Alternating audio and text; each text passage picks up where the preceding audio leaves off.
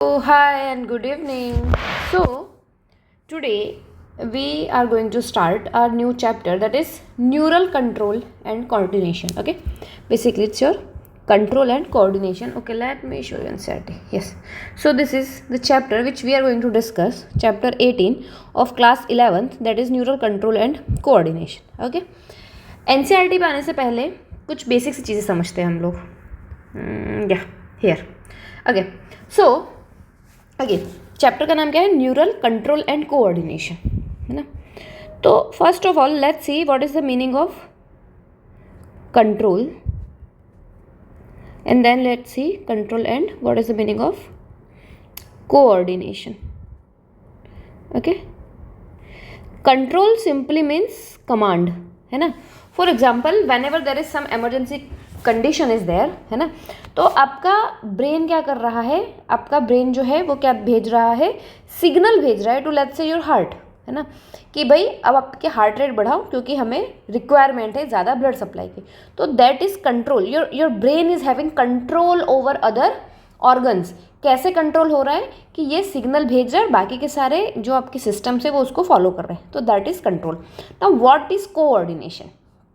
Coordination is basically the balance, है ना. For example what is the meaning of coordination? It is balance. Like जो भी आपका signal मिल रहा है, बहुत सिंपल सी बात है. Let's say if like this is your friend, है ना, या this is your friend.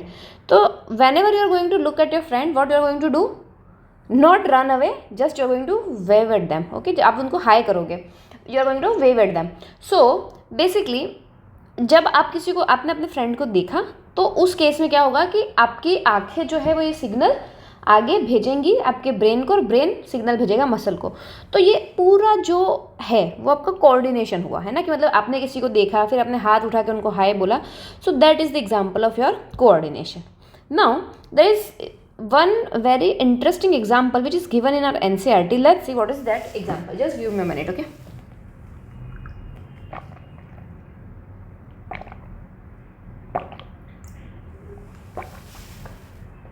Yes. Now let's see what is the example which is given in our NCERT. So the thing is, देखो, what is this reaction? First of all, what is this molecule? This is glucose. What is this? Oxygen. Glucose in presence of oxygen, इसका breakdown होगा और आपको मिलेगा ATP. Along with ATP CO2 will be formed. So CO2 is a by product जो कि क्या होगा, ultimately release हो जाएगा बॉडी से बाहर, है ना. Now this is your respiration, है ना, जो अपन रेस्पिरेशन बोलते हैं. This is your cellular respiration in case of aerobic animals, ठीक है, एरोबिक ऑर्गेनिज्म. सो ये एरोबिक रेस्पिरेशन है. क्यों एरोबिक है? क्योंकि अभी ऑक्सीजन है. अभी बहुत ऑब्वियस सी बात है ना कि भाई फर्स्ट ऑफ ऑल कि क्यों करना ये रेस्पिरेशन. तो ये रेस्पिरेशन हमें करना है इसके लिए, ATP के लिए. हमने ये पहले की मतलब 10th क्लास में आपने देखा होगा, है ना. मैंने इससे रिलेटेड एक वीडियो भी अपलोड कर रखा है जो आपका 10th क्लास से रिलेटेड है, तो आप चाहे तो देख सकते हैं. तो इट इज़ ATP ना, it is adenosine triphosphate. Adenosine triphosphate क्या करता है? आपको एनर्जी देता है. जब जब जो बॉन्ड्स है वो ब्रेक होंगे तो एनर्जी मिलेगी.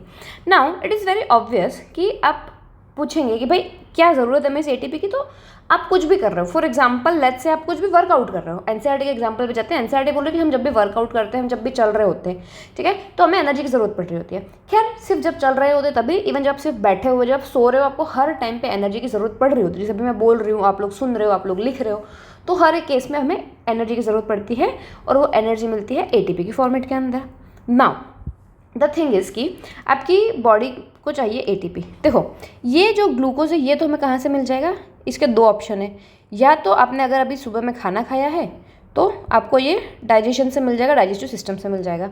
या फिर कि आपको पता है हमारी बॉडी के अंदर ग्लूकोज जो होता है वो स्टोर फॉर्म के अंदर भी होता है. Can you tell me glucose किस फॉर्म के अंदर स्टोर होता है? It is store into the form of glycogen. So now what I am saying is कि चलो let's say, so yeah this is the basic thing, है ना. मैं आपको क्यों बता रही हूँ ये, you are going to understand this in a while.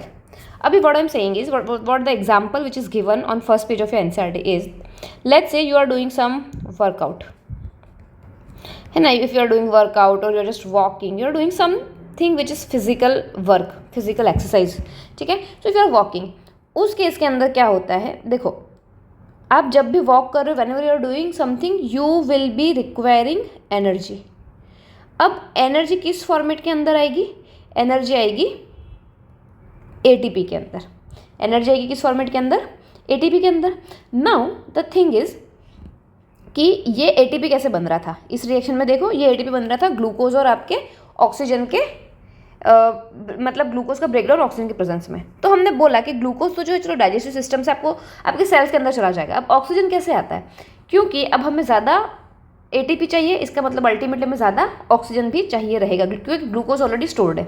अब ज़्यादा ऑक्सीजन कैसे आता है हमारी बॉडी के अंदर? ऑक्सीजन कैसे आएगा? ऑफकोर्स ना, ऑक्सीजन आएगा आपका ब्रीदिंग से, है ना। तो ब्रीदिंग से आया आपका ऑक्सीजन, मतलब यहाँ पर कौन सा सिस्टम इन्वॉल्व हो गया? आपका रेस्पिरेटरी सिस्टम। रेस्पिरेटरी सिस्टम मतलब जब भी एक्सरसाइज कर रहे हैं तो आपका रेस्पिरेटरी सिस्टम क्या करेगा कि आपकी रेस्पिरेटरी रेट बढ़ा देगा, मतलब अल्टीमेटली आपकी ब्रीदिंग बढ़ जाएगी। तो आप जोर जोर से जब सांस से लेंगे तो आपकी ऑक्सीजन भी अंदर जाएगी, है ना। आप लोगों ने ऑब्जर्व किया होगा, जब भी आप लोग ऐसे वॉक वगैरह करते हो, है ना, तो उसके बाद में फिर क्या होता है कि आप ऐसे हाफने लग जाते हो, ऐसे कर रहे हो, राइट। सो उससे क्या होता है कि आप ज़्यादा से ज़्यादा ऑक्सीजन अंदर आपकी बॉडी के अंदर जा सके। जब आपकी ब्रीदिंग इंक्रीज हो गई, चलो ठीक है, तो ब्रीदिंग इंक्रीज होने से क्या हो गया? ऑक्सीजन आ गया अंदर, पर अल्टीमेटली ये कहाँ पे जाना चाहिए? सेल में जाना चाहिए ना। क्यों सेल में जाना चाहिए भाई? क्योंकि ये जो आपका पूरा प्रोसेस है ये हो कहाँ पे रहा है? इन सेल ओनली ना। तो आपका ये जो ऑक्सीजन है वो सेल के अंदर जाना चाहिए। तो भाई सांस तो आपने नाक से ली, अब ये कैसे जाएगा? आपकी सेल्स तक कैसे जाएगा? चलो लंग्स तक आपका ऑक्सीजन आ गया, फिर वो कैसे जाएगा? तो उसके लिए आपको क्या चाहिए रहेगा? नेक्स्ट आपको चाहिए रहेगा ब्लड, कि ब्लड सप्लाई हो, ब्लड सप्लाई आपकी इंक्रीज हो जाए, ठीक है। फॉर एग्जांपल अगर आप रनिंग कर रहे हैं तो आपके पैरों के जो मसल्स है उसमें ब्लड सप्लाई इंक्रीज हो जाए। तो ब्लड सप्लाई इंक्रीज करने के लिए आपके अगेन कौन सा सिस्टम चाहिए रहेगा? आपको you will be needing this circulatory system, क्योंकि सर्कुलेटरी सिस्टम ही तो है जो अल्टीमेटली आपका ब्लड की सप्लाई करेगा। तो जैसे ही आपका ब्लड सप्लाई इंक्रीज होगा, तो क्योंकि ब्लड ही तो है जो ऑक्सीजन को लेकर के आ रहा है, राइट। और ये ऑक्सीजन अल्टीमेटली कहाँ पे फिर चली जाएगी? आपकी इन सेल, है ना। अब तो आप समझ रहे हैं, आपका रेस्पिरेटरी सिस्टम इन्वॉल्व हो गया, सर्कुलेटरी सिस्टम इन्वॉल्व हो गया, यहाँ से आपका डाइजेस्टिव सिस्टम भी इन्वॉल्व है, ठीक है। तो ये सारे सिस्टम, अच्छा, इन सबको अल्टीमेटली कमांड कौन कर रहा होता है कि भाई हार्ट बीट बढ़ाओ, भाई रेस्पिरेटरी रेट बढ़ाओ? आपको पता है, ब्रेन, है ना। मास्टर ऑफ मास्टर, है ना, सबसे सुपीरियर आपका ब्रेन। तो ये ब्रेन ही क्या कर रहा होता है? सबको सिग्नल दे रहा होता है। तो अगेन ये समझ में आई बात, ये ब्रेन आपका सबको सिग्नल दे रहा है कि भाई ये भी करना है, वो भी करना है, वो भी करना है। तो this is the example of coordination. Okay, so ये क्या है? ये है हमारा कोऑर्डिनेशन का example. This is the example of coordination. Example of coordination.